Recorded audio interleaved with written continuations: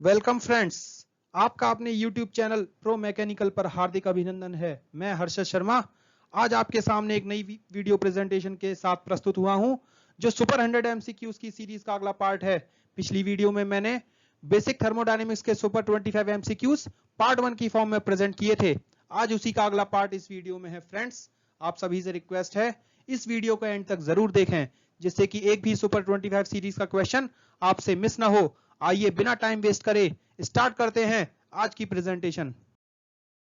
तो पहला क्वेश्चन है, the Clapeyron equation applicable for liquid to vapour phase change is given by. तो Clapeyron equation friends हमें याद रखना है कि किसके लिए एप्लीकेबल होती है, जब फेज चेंज होता है। तो यहाँ पे मैंने आपके लिए मेंशन किया है कि liquid to vapour phase change में क्लैपेरॉन इक्वेशन एप्लीकेबल होती है। तो उसका सही एक्सप्रेशन क्या है, तो इसमें चार ऑप्शन दिए हुए हैं। तो हमें याद रखना है कि dt by dp at saturation condition is equals to latent heat divide by temperature and divide by specific volume. तो ये हमारा एक्सप्रेशन बिल्कुल ठीक होगा। तो इसका पहला ऑप्शन जो है फर्स्ट का ए, इसका राइट आंसर है। ये हमें याद रखना है, dt upon dp at saturation condition is equals to latent heat divide by temperature and specific volume in latent condition. अगला क्वेश्चन है, match the following, compressibility factor, Joule Thomson coefficient, constant pressure specific heat और isothermal compressibility. इन सभी को अपने अपने expressions के साथ हमें मैच करना है। तो जो गैस इक्वेशन होती है PV इक्वल्स टू mRT, उसके अकॉर्डिंग कंप्रेसिबिलिटी फैक्टर क्या होगा, PV upon RT। Joule Thomson coefficient, जैसा कि मैंने पिछली वीडियो में बताया था, del T upon del P at constant enthalpy. तो इसका आंसर क्या हो जाएगा, बी का 3, del T upon del P at constant enthalpy. फिर अगला है कांस्टेंट प्रेशर स्पेसिफिक हीट। तो H is equal to CP into dt होता है और एट कांस्टेंट प्रेशर। तो कांस्टेंट प्रेशर स्पेसिफिक हीट क्या हो जाएगी, del H upon del T at constant pressure. और आइसोथर्मल कंप्रेसिबिलिटी क्या होगी, -1 upon V del V upon del T। ये क्या होता है, opposite to the bulk modulus. तो ये इसके राइट कॉम्बिनेशन होंगे। अगला क्वेश्चन है, steam coming out of the vessel of a pressure cooker. Pressure cooker जो कि आजकल क्या कई दिनों से, कई सालों से हम अपने घरों में यूज करते आ रहे हैं, उसमें जब वेसल जब बचती है तो उससे निकलने वाली स्टीम कौन सी होगी। तो इसमें चार ऑप्शन है, ड्राई सैचुरेटेड वेपर, क्या वो ड्राई सैचुरेटेड वेपर होगी, क्या वो वेट वेपर होगी, क्या वो सुपर हीटेड वेपर होगी, या फिर आइडियल गैस होगी। अब क्योंकि हमारे जो भी प्रेशर कुकर है उसके अंदर क्या होगा, पानी होता है, पानी के साथ जब भी उसमें प्रेशर जो एक्सीड कर जाता है तब वो वेट वेपर में, या जो भी वेपर है उसमें निकल के आता है।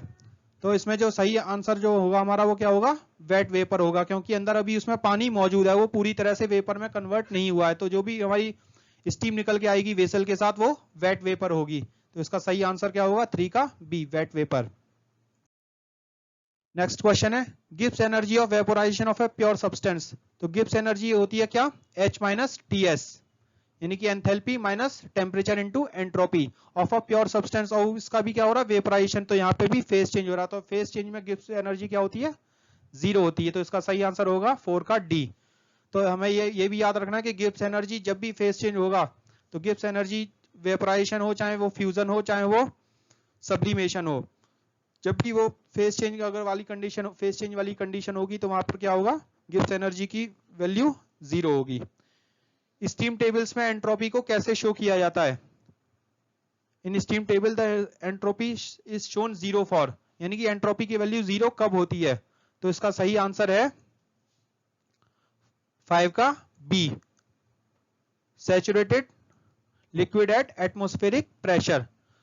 तो एंट्रोपी जो स्टीम टेबल है उसमें एंट्रोपी की वैल्यू वाटर के लिए क्या होगी, saturated liquid at atmospheric pressure. अब इसमें एक डायग्राम बना, अगला क्वेश्चन है जिसमें एक डायग्राम बना हुआ है, पीवी डायग्राम, और इसमें 4 कर्व दिखाए गए हैं, OA, OEB, OB, OC और OD। तो इसमें पूछा गया, which line is closest to the isentropic expansion. तो आइसेंट्रोपिक एक्सपेंशन के लिए कौन सा कर्व एप्लीकेबल होगा, इसमें ये पूछा गया है। तो फ्रेंड्स, इसमें जो है अब हमें ये देखना पड़ेगा कि जिसका स्लोप सबसे ज्यादा होगा तो वो कर्व क्या होगा, आइसेंट्रोपिक एक्सपेंशन के पास होगा। लेकिन जो सबसे पहले जो ऊपर वाली इक्वेशन है OA, वो क्या है, आइसोबारिक एक्सप्रेशन है। फिर OB, उसे ज्यादा स्लोप है उसका, फिर OC का उससे ज्यादा स्लोप है, तो OB है इसमें आइसोथर्मल एक्सपेंशन। वहां पे इंडेक्स की value n is equal to क्या होता है, आइसोथर्मल के लिए 1 होता है। फिर होता है आइसेंट्रोपिक के लिए n इज टू 1.4, तो n की वैल्यू जितनी ज्यादा होगी उतना ही स्लोप उसका ज्यादा होगा। तो ओडी तो ओए हो गया आइसोबारिक, ओबी होगा आइसोथर्मल, ओडी हो गया आइसोकोरिक यानी कांस्टेंट वॉल्यूम। तो यहाँ पे क्या बचा, आइसेंट्रोपिक एक्सपेंशन।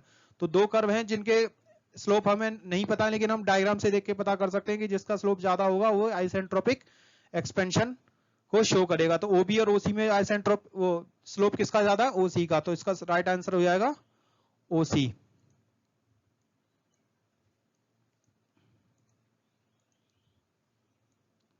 तो 6 का आंसर हो जाएगा सी। 7 में है del P upon del V at constant temperature, del V upon del T at constant pressure, del T upon del P at constant volume is equal to.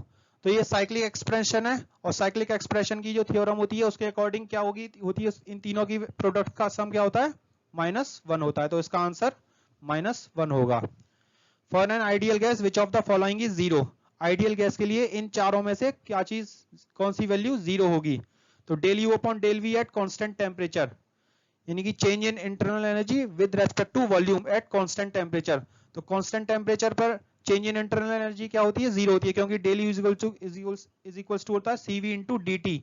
और कांस्टेंट टेम्परेचर की बात करी जाए तो डी टी क्या हो जाएगा, वहां पर 0 हो जाएगा। तो इसलिए हमारा जो सही ऑप्शन होगा वो ए होगा। Del U upon del V at constant temperature वो क्या होगा, 0 होगा, क्योंकि यहाँ पर टेम्परेचर कांस्टेंट है और इंटरनल एनर्जी टेम्परेचर चेंज पर डिपेंड करती है। तो इसलिए पहला एक्सप्रेशन 0 होगा। तो पहला ऑप्शन इसका राइट होगा। अगला है which of the following is the lowest temperature. अब इसमें हमें 4 पॉइंट्स दे रखे हैं, इसमें से सबसे लोएस्ट टेम्परेचर क्या होगा। अगर हम सोचें कि हमें सबकी वैल्यूज याद करनी है तो हमें बहुत ज्यादा याद करना पड़ जाएगा। तो इसके लिए सबसे शॉर्ट थोड़ा हम कॉमन सेंस लगा के भी यूज कर सकते हैं। जैसे पहला है ट्रिपल पॉइंट ऑफ वाटर। तो ट्रिपल पॉइंट ऑफ वाटर जैसे कि होता है 0.006 किलो पास्कल और 0.01 डिग्री सेल्सियस पर। तो वाटर की तो नॉर्मली हम याद कर सकते हैं, लेकिन अब जैसे हमें बॉइलिंग पॉइंट ऑफ ऑक्सीजन, तो boiling point of oxygen, oxygen क्या एटमॉस्फेरिक प्रेशर पर नॉर्मली बॉइल्ड से ज्यादा ही होती है, क्योंकि वो गैसियस फॉर्म में है। ट्रिपल पॉइंट ऑफ ऑक्सीजन वो बहुत ज्यादा नीचे होगा, क्योंकि जब वो कोई भी चीज अगर हमें एटमॉस्फेरिक प्रेशर पे ही अगर हमें बॉइलिंग पॉइंट से ज्यादा पे मिल रही है तो ट्रिपल पॉइंट तो उसका बहुत ज्यादा डाउन होगा। फिर है फ्रीजिंग पॉइंट ऑफ गोल्ड। तो एटमॉस्फेरिक कंडीशन में गोल्ड क्या होता है, सॉलिड होता है, तो फ्रीजिंग पॉइंट ऑफ गोल्ड भी उससे कम होगा। तो इसमें चार ऑप्शन में से जो सबसे कम होगा वो क्या होगा, ट्रिपल पॉइंट ऑफ ऑक्सीजन, क्योंकि ये गैसियस फॉर्म में एटमॉस्फेयर में अवेलेबल है। तो इसका ट्रिपल पॉइंट बहुत ही ज्यादा लो होगा। तो इसलिए इसका सही option triple point of oxygen होगा चारों पॉइंट्स में से। Next question, with increase in pressure the latent heat of steam. तो जैसे जैसे प्रेशर इंक्रीज होता है तो लेटेंट हीट ऑफ स्टीम क्या होती है। तो उसमें इन्होंने 4 ऑप्शन दिए हैं हमें कि क्या वो सेम रहेगी, क्या वो इंक्रीज होगी, क्या वो डिक्रीज होगी, या अनप्रेडिक्टेबल। तो उसका सही आंसर क्या होगा, डिक्रीज। क्योंकि अगर हम कोई भी टीएस डायग्राम को अगर हम स्टडी करें या फिर एचएस डायग्राम को स्टडी करें, तो जैसे जैसे प्रेशर इंक्रीज होता जाता है तो फेज चेंज के लिए जो हीट चाहिए होती है वो हमारी कम होती जाती है। अगर मैं यहाँ पे एक टीएस डायग्राम ड्रॉ करूं तो ये उसका वाटर का टीएस डायग्राम है। तो यहाँ पे हम देखें जैसे जैसे प्रेशर बढ़ता जाएगा, जैसे मान ली कम प्रेशर है तो ये लेटेंट हीट ज्यादा होगी, प्रेशर जैसे जैसे इंक्रीज होगा तो लेटेंट हीट कम होती जाएगी, क्योंकि ये लाइन सैचुरेटेड लिक्विड की, ये सैचुरेटेड वेपर की है। तो latent heat with increase in pressure क्या होगा, डिक्रीज होगा। अगला क्वेश्चन है characteristic gas constant of a gas is equal to. तो इसमें रिलेशन होते हैं सीपी और सीवी को हम कैरेक्टरिस्टिक गैस कांस्टेंट में कैसे एक्सप्रेस कर सकते हैं।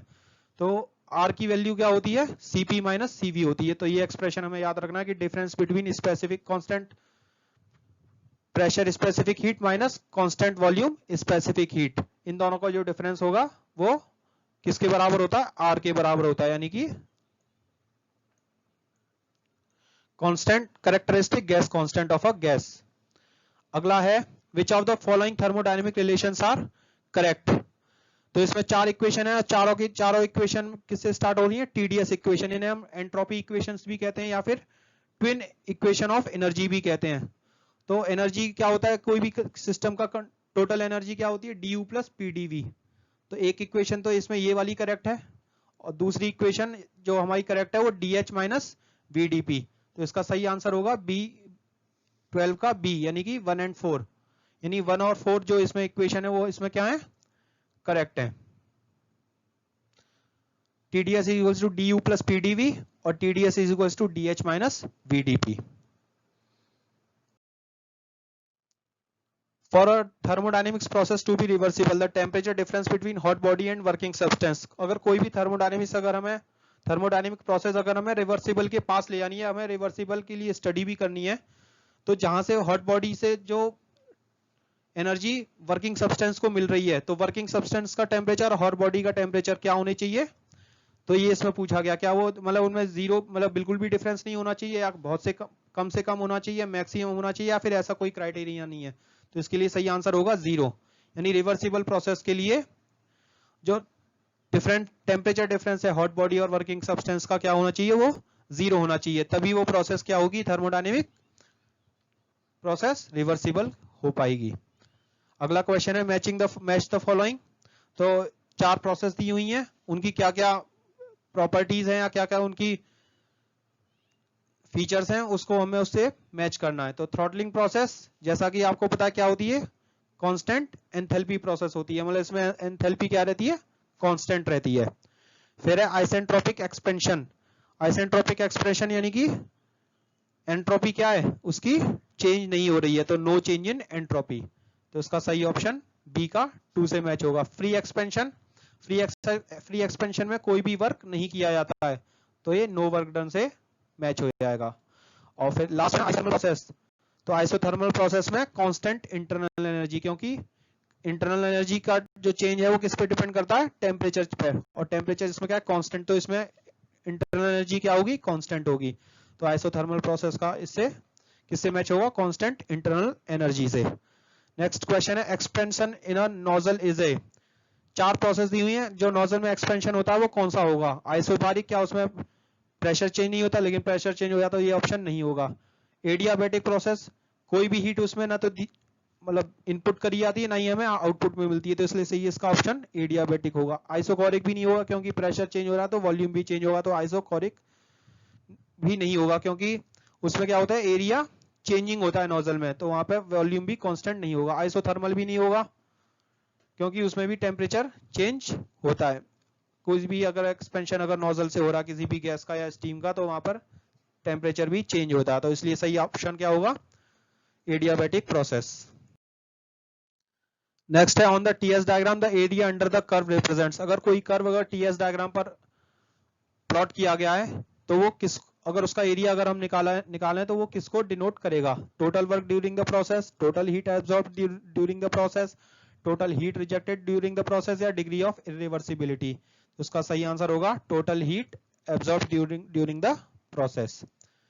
Gibbs function applicable for open system. तो गिब्स फंक्शन हमेशा ओपन सिस्टम के लिए एप्लीकेबल होता है, उसको एक्सप्रेस किया जाता है H माइनस टीएस से। तो 17 का ऑप्शन क्या होगा, ए। तो हमें ध्यान रखना कि ओपन सिस्टम के लिए गिब्स फंक्शन एप्लीकेबल होता है, इसकी वैल्यू H माइनस टीएस होती है, यानी enthalpy minus temperature into entropy. Friends, मैंने इसमें इस वाली वीडियो में सभी क्वेश्चंस के आगे जो कुछ क्वेश्चंस मैंने प्रीवियस ईयर से लिए, तो वो भी मैंने इसमें मेंशन कर दिए, तो वो भी आप साथ में देख सकते हैं।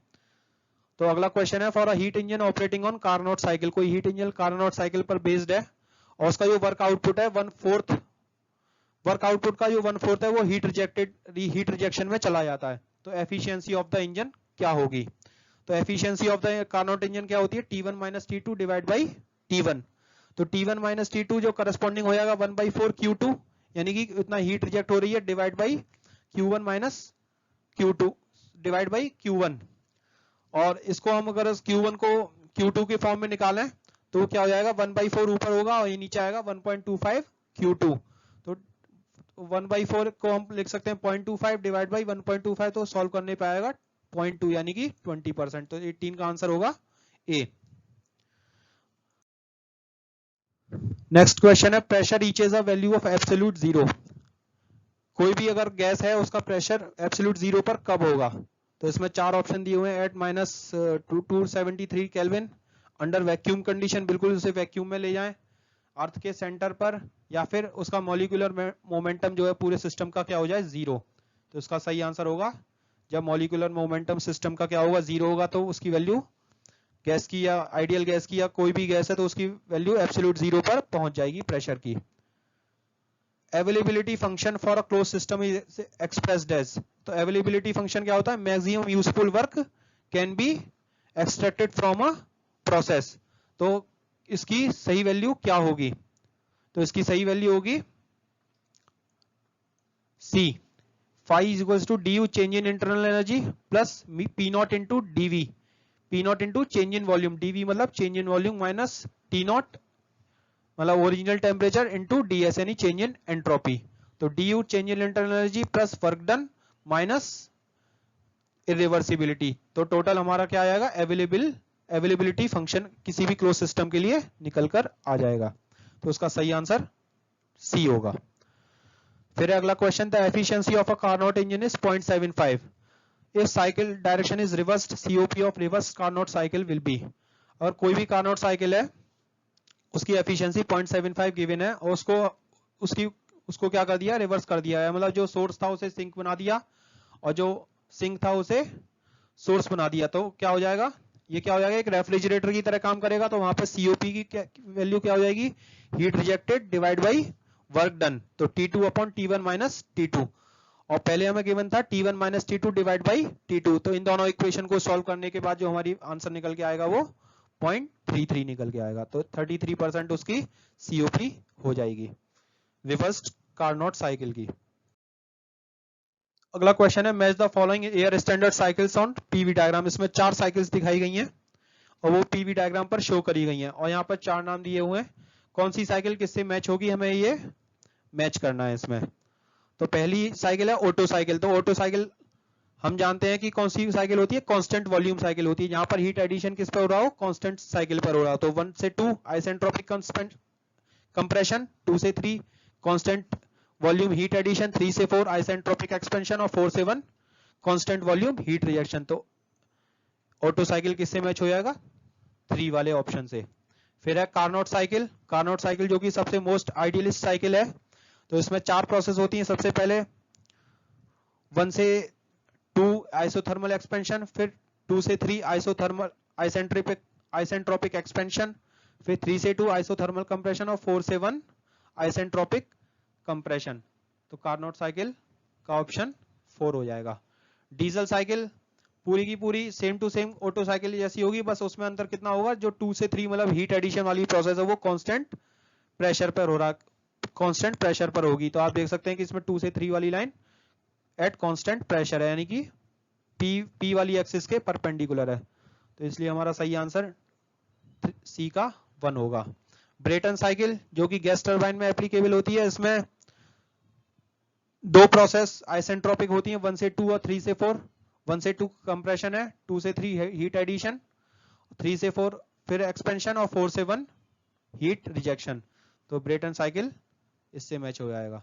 तो हमारे इसके सही ऑप्शन इस तरह से होंगे।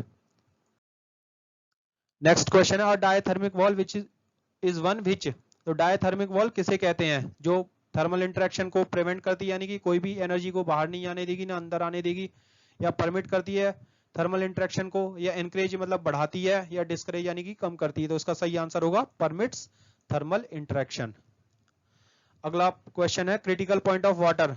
तो क्रिटिकल पॉइंट ऑफ वाटर किस पर होगा, मतलब उसकी प्रेशर और टेम्परेचर की वैल्यूज क्या होंगी जहां पर वाटर का क्रिटिकल पॉइंट एग्जिस्ट करता है। क्रिटिकल पॉइंट मैं बताना चाहूँ वो पॉइंट होता है जहां पर विदाउट फेस चेंज, यानी कि वहां पर क्या हो जाती है, वाटर की लेटेंट हीट 0 हो जाती है। तो इसका सही आंसर होता है pressure is equals to 221.2 bar और T is equals to 374 degree Celsius. तो उसका सही आंसर होगा 24 का बी। मतलब इस वाले पॉइंट पर जाकर कोई भी मतलब लेटेंट हीट हमें नहीं देनी होती, सिर्फ और सिर्फ जो वाटर होता है वो डायरेक्टली सुपर हीटेड स्टीम में कन्वर्ट हो जाता है। अगला क्वेश्चन है polytropic index n is given by. अगर कोई भी प्रोसेस हम जानते हैं कि कोई भी प्रोसेस आइडियल रूप से, आइडियल फॉर्म से आइसेंट्रोपिक नहीं हो सकती। तो जितनी भी प्रोसेस चाहे वो एक्सपेंशन हो चाहे वो कंप्रेशन हो, वो हमारी जनरली पॉलीट्रोपिक होती हैं, क्योंकि उसमें कई सारे फैक्टर्स आ जाते हैं, फ्रिक्शन है, फिर लॉसेस भी होते हैं वाल्व्स वगैरह के। तो इस तरह से हम पॉलीट्रोपिक इंडेक्स पहले हम कैलकुलेट करते हैं उसकी एनालिसिस के लिए। तो पॉलीट्रोपिक इंडेक्स की जो सही वैल्यू होगी वो क्या होगी, log P2 upon P1 divide by log V1 upon V2। तो इसका सही आंसर 25 का ए होगा।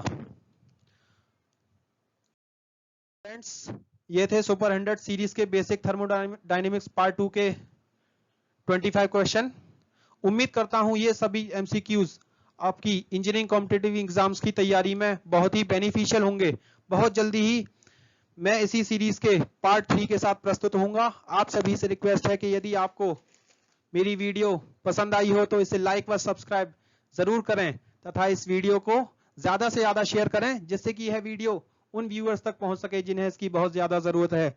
आप अपनी पसंद का टॉपिक व अपना फीडबैक मुझे कमेंट बॉक्स में दे सकते हैं, जो कि मुझे और अच्छे प्रेजेंटेशन के लिए मोटिवेट करेंगे। Thanks for watching.